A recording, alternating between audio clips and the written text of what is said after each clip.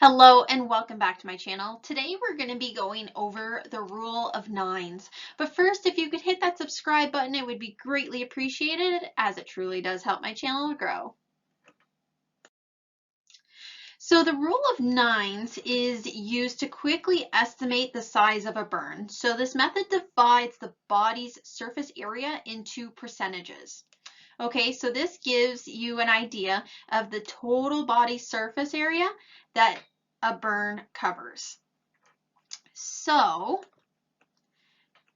as you can see here, we have the front of the body and the back of the body. So here, the front part of our face and neck, okay, so this whole area up to here is 4.5% of our body.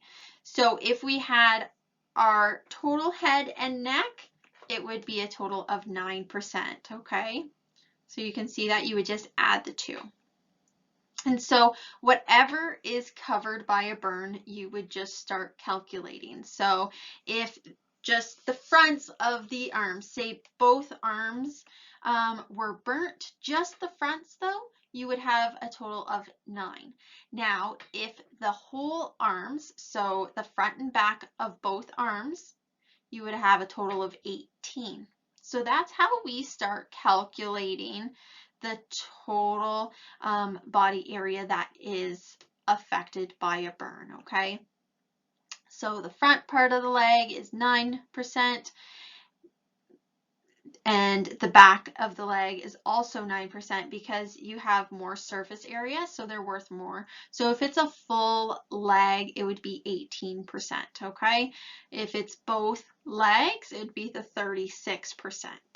Okay, so that gives you a really good idea of how much of the body is covered by a burn. So I hope this video did give you a better understanding of how to use the rule of nines chart. Just have a look at it and you can see the different spots, have a better understanding of how to use the chart and use it in your daily practice. So that's all I have for this video, guys, and I will see you in my next video.